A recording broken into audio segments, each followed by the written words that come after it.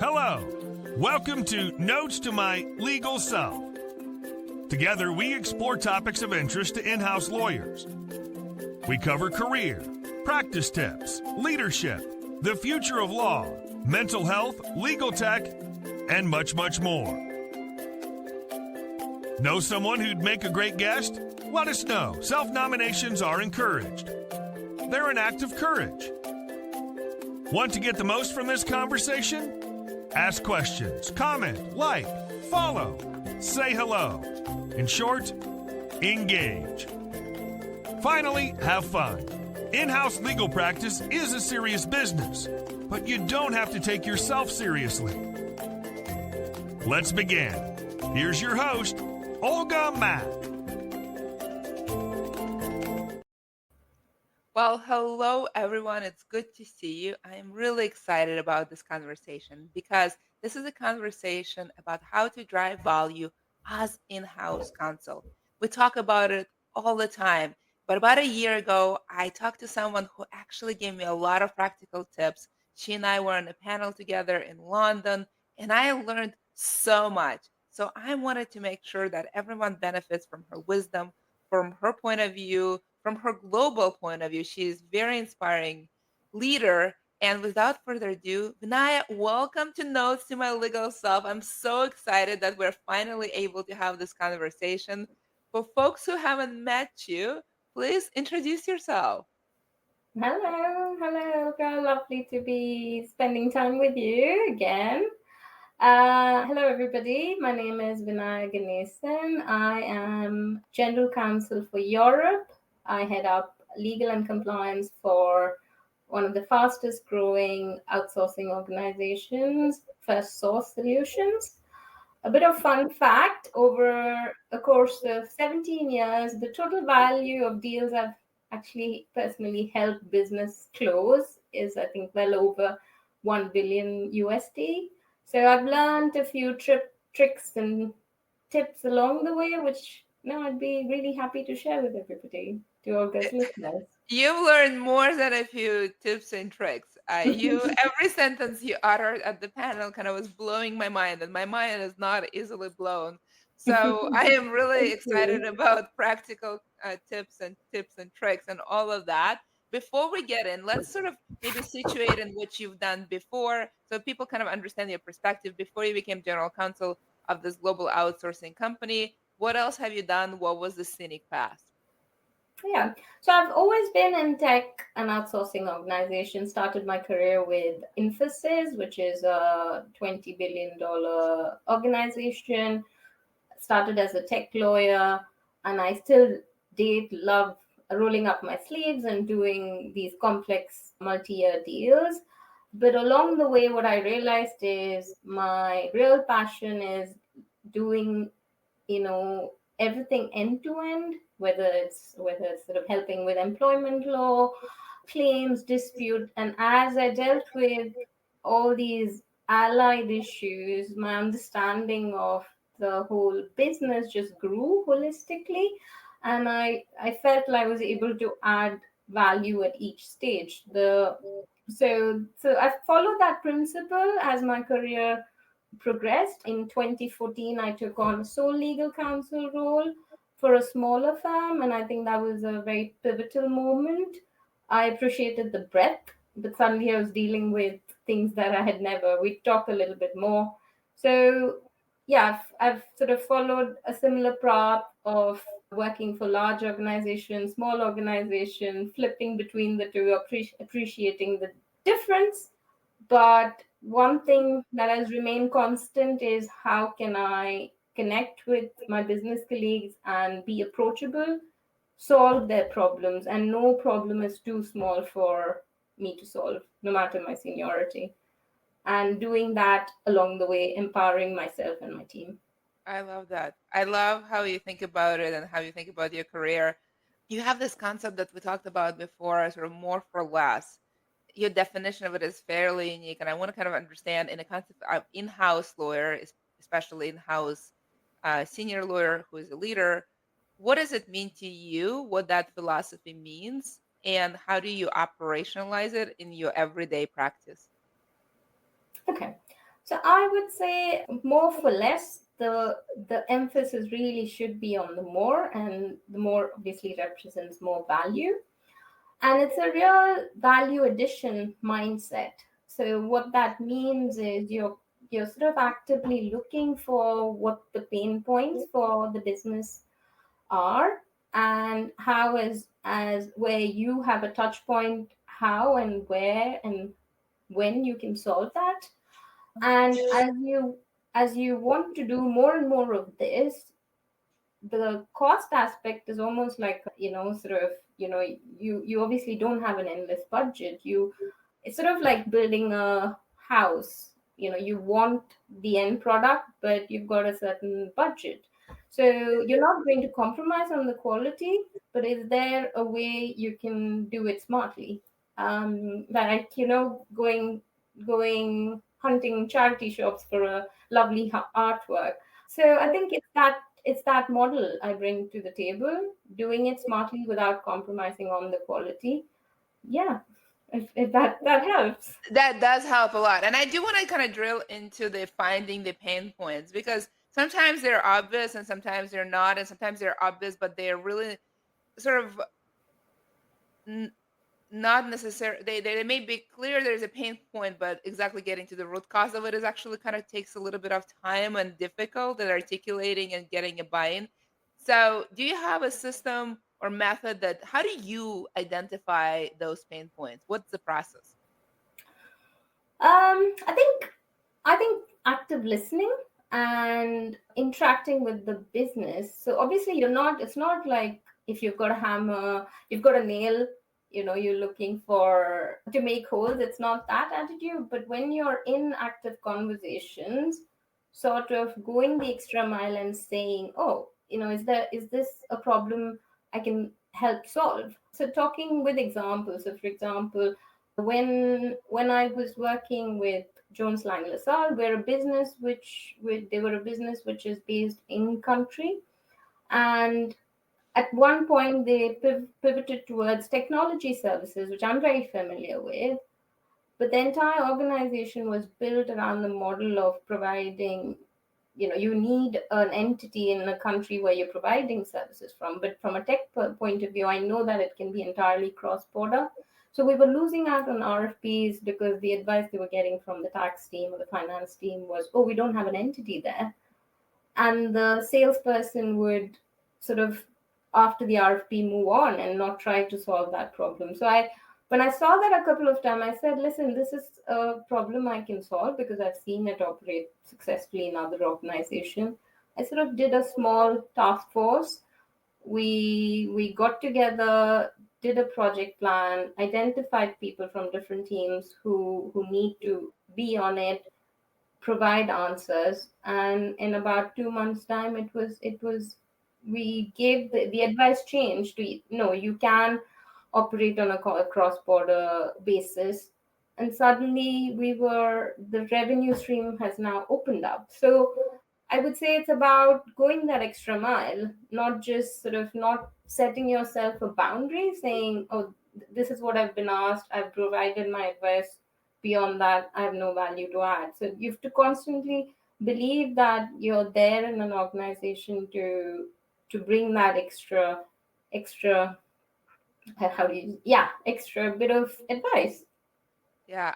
I, I was listening very carefully, and you said something along the lines, is this the problem I can solve? And the answer sometimes is a yes, right? And the answer sometimes is a no, which is, I think, what you meant by just because you're hammered, does not everything should look like a nail. That's very insightful. You also shared in the beginning that s- no problem is too small. And yet, when you talk about RFPs, we are usually talking about very relatively big projects. So I'm just curious, when you're thinking about the value you bring as general counsel in this philosophy of more for less, is Yeah. this only applying to sort of really big sort of RFP worthy projects in a fairly large organization, or does it also apply to sort of smaller places and smaller projects where you are an ideal person to give that value?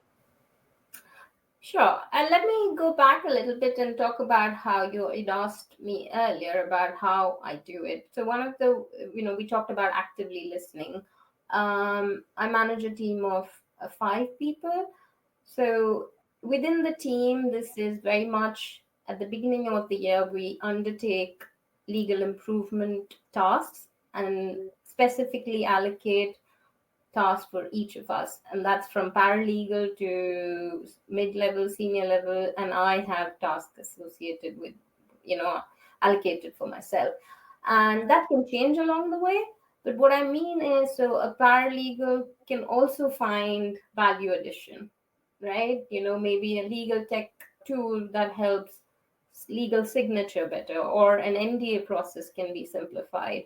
A mid senior level associate finds something sort of at for their skill set and level is appropriate, or what they're hearing from the interactions they're having. So that way the entire team is aligned to this objective of doing value addition, which brings you which would just add so much leverage for the team within the business.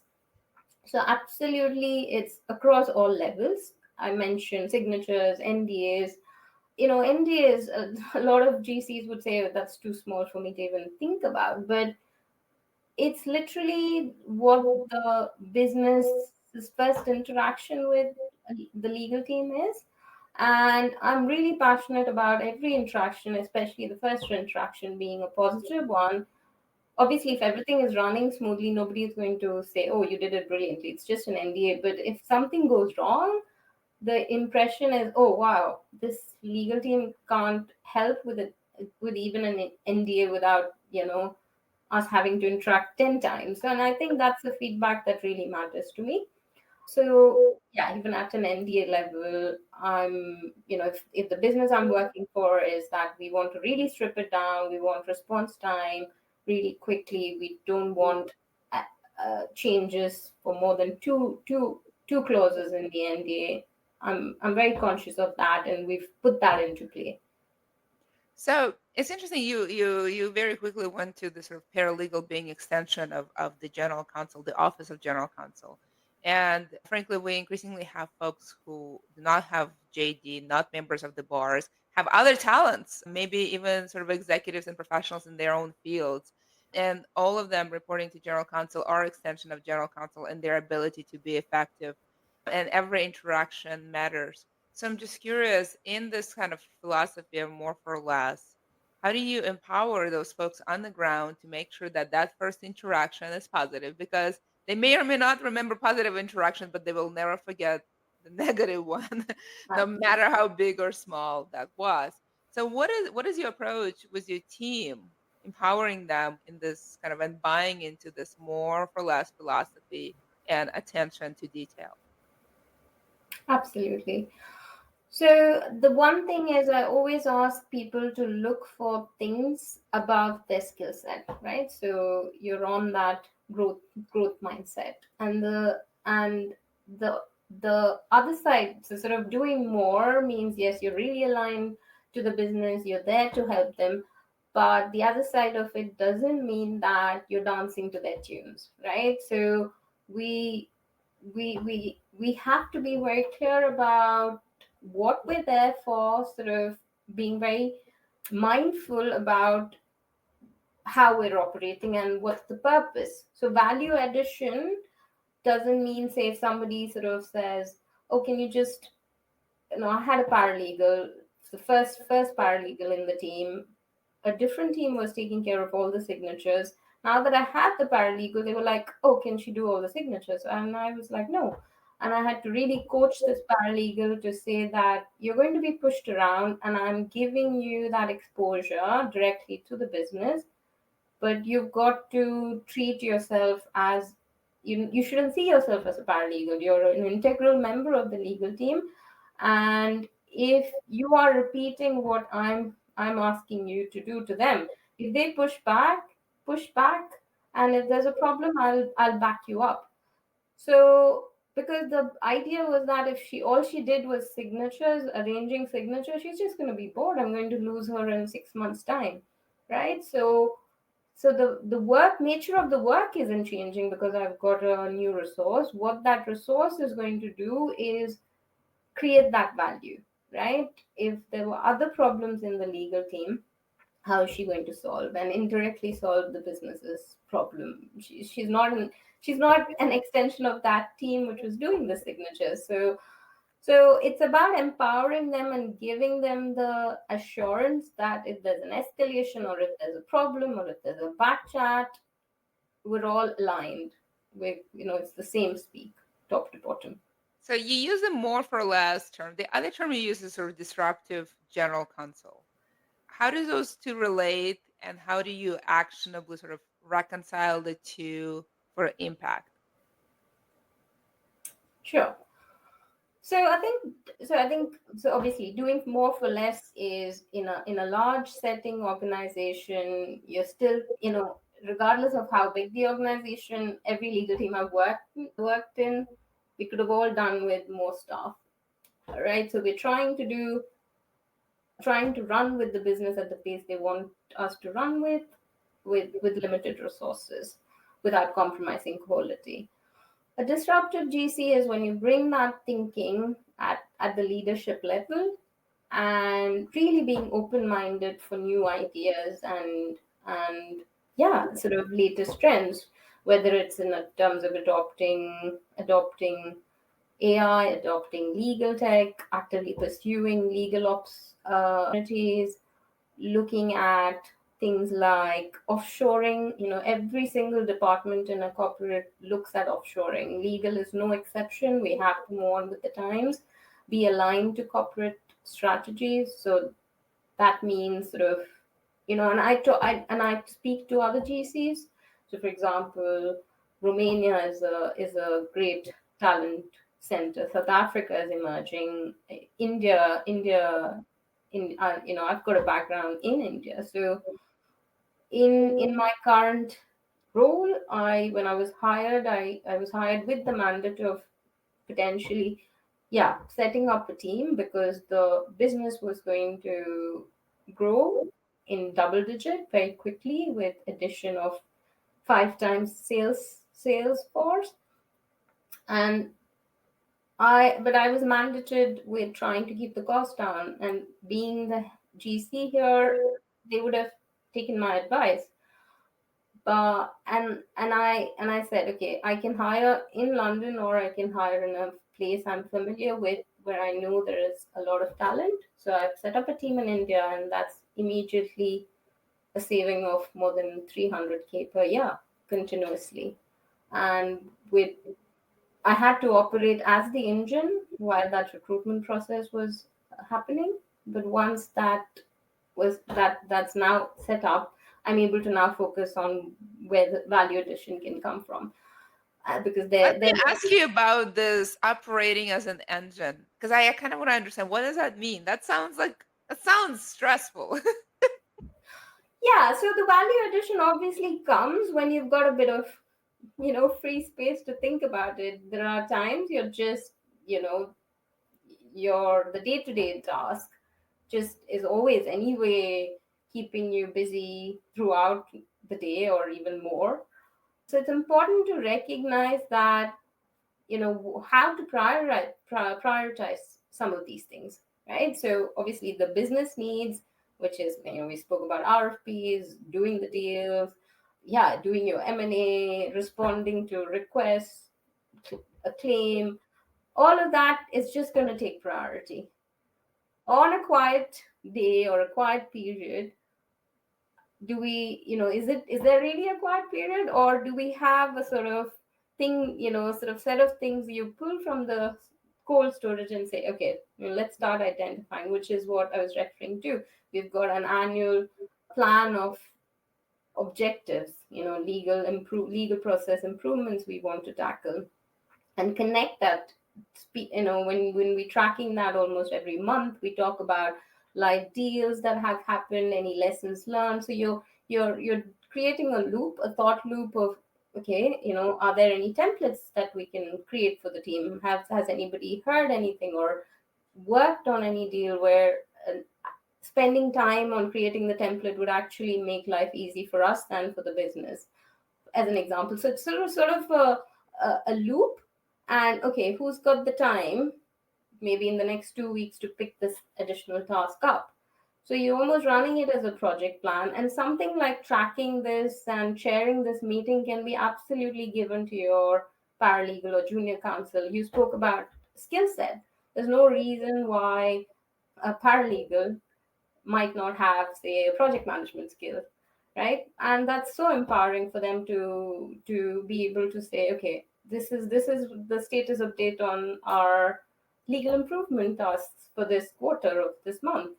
So yeah, so operating as an engine is your day-to-day survival, but whoever's got a bit of free time pitches in to do something somebody has identified as, would tick the adding value.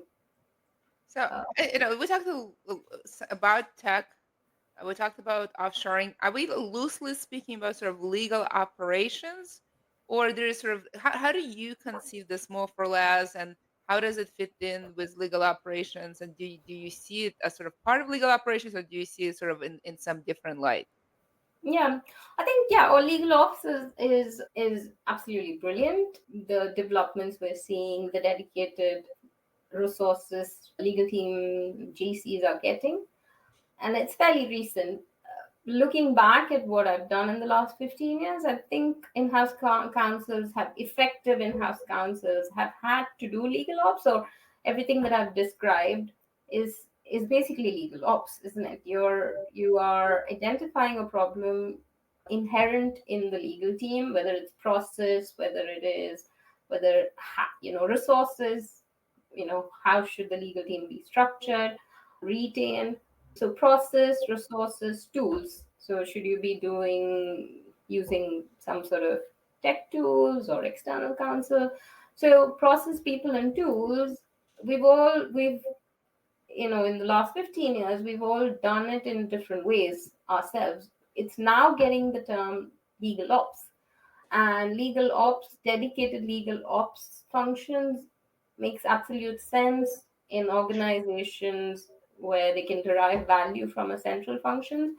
For organizations which are more made or which are growing, which have growing legal teams, I think you've got to incorporate those legal ops principles within your team.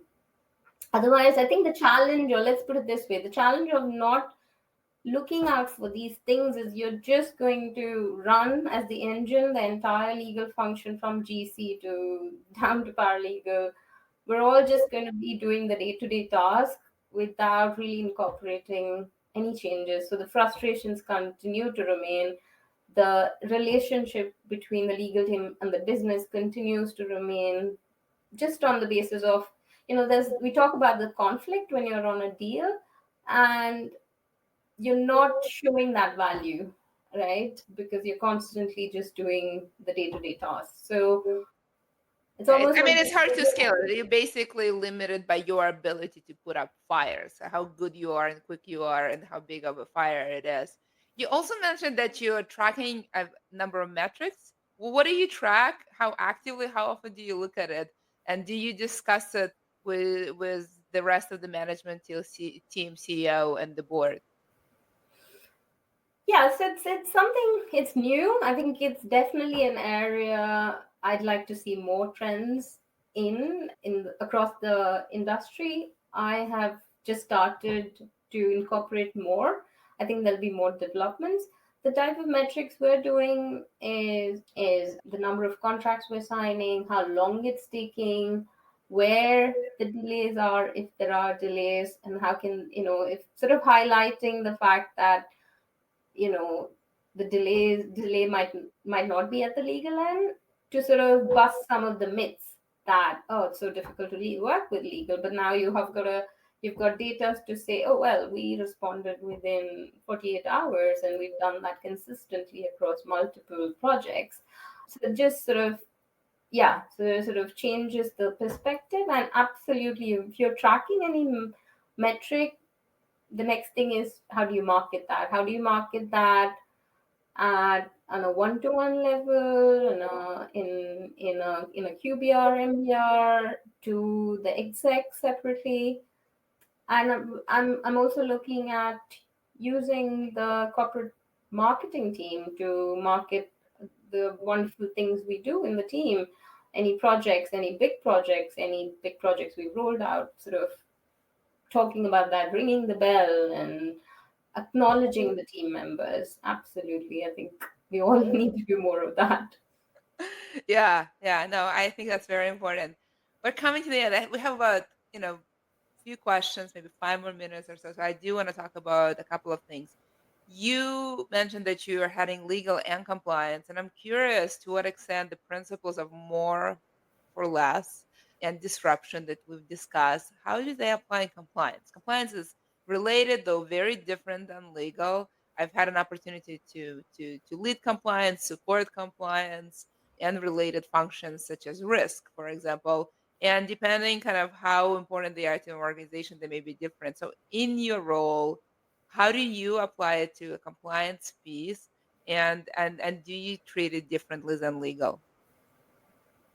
Yeah, absolutely. I think one of the other aspects of this more for less and value addition service is you end up working with providers and suppliers and SMEs who bring a level of curiosity and to help, and that means that principle is actually quite transferable to compliance projects as well. So a year and a half ago, I had to do compliance of one of the biggest FS financial services regulations in the UK, called Consumer Duty, and I ran a mini tender for a consultant and got the sort of the range was from 80,000 to something like 17,000 pounds to help out. I ended up choosing somebody who was independent, who had the expertise, who was doing it for a fraction of a cost. And now I think that the relationship you have is very one to one. On that basis, you're aligning based on certain value system. It's not about, yeah, how much money can this provider make out of this potential outsourcing, right? So I think the value add is some of the relations you create in using this model is to be cherished, and you end up working with true SMEs who really care for helping you. Yeah, I find that this working with true subject matter expert SMEs is very important in every aspect of my life, especially when you're trying to do some really complicated new compliance project, but frankly anything else, just generally in business. And really becoming good at identifying folks who say they are versus folks who are, and figuring out what the value is and what you pay for and what you don't, I think is really critical skill. And I love how you talked about it. In this sort of trend for more for less, there are sort of other trends that you've seen. We've covered quite a lot of ground on outsourcing and technology, finding the subject matter experts. Are there any other trends that you see in that philosophy that really enhance it and allow you to sort of show up as a leader you are? I'd like, AI is obviously the obvious one, but equally, I think it's good to wait and see which one is really relevant instead of, you can follow the early adopter approach, or you can wait for something that's properly tested. So obviously, AI is an obvious one. I'd like to see offshoring for the right level of skill sets, differential skill sets as well, not just straight legal skill sets, right? I think legal teams need more project management skills, marketing skills, design skills to just glam up our function. So I think these are skill sets that we should actively look for, and you don't need to look for these in high cost centers. If you're bootstrapped, if you're cash strapped, go out there, be open minded, look for really global talent, and and there's yeah, loads of talent out there. I'd like to see. There is loads of talent out there. I've had really great successes with outsourcing various functions from Yeah. legal and beyond. There's that attitude that the world is big and it's full of talented people, and they would love to work with you. I think is a really great asset for a leader on a team. Yeah, absolutely. And you would be doing pretty much what the rest of the organization is doing. You're suddenly speaking the same language as your marketing team or your sales support team or the chief of staff, the CEOs, that team. So it really aligns you with the business, and legal isn't some sort of super specialist function that needs to operate completely differently, almost sort of enigmatically. I think I'm all for, yeah, we bring in specialist advice, but so does a lot of other teams. We are here to help the business grow, business make money. So best to align ourselves to the organization's ethics value system, so we're seen as one of them and we're seen as true partners. I love it. We're almost at the end. I have to ask you about kind of what is your top one or two tips when you do offshoring? We don't have a lot of time, but I definitely, because you are a queen of that. You know that space very, very well. You work in that industry. If you have any sort of top tips for legal leader, how to offshore as a pro, how to do it well, what are your top tips? I would say start small, identify a small project, be prepared for it to fail, do your research, speak to your network, and keep an open mind. You the learnings we get, they're all incremental, and yeah, I think if you're attuned to the fact that you've got to improve, you will find a way. I love that. If you are attuned to the fact that you need to get better, you will find a way. The life will show you the way. That is such a good advice. I love it. Vinaya, we've had a great conversation. We've covered a lot of ground from, AI to offshoring to legal ops to what it means to be an enlightened leader, all kinds of stuff. I thoroughly appreciate this conversation. What is one thing you want people to take from this or do if they remember or do nothing else? No problem is too small for you to solve. Yeah, would be my key takeaway. I love that. Thank you, Vinaya. Thank you so much for this conversation. I Thank you, thoroughly Olga. enjoyed it. Thank you. Uh, and thank you all for joining me this time. I'll see you next time. Bye bye.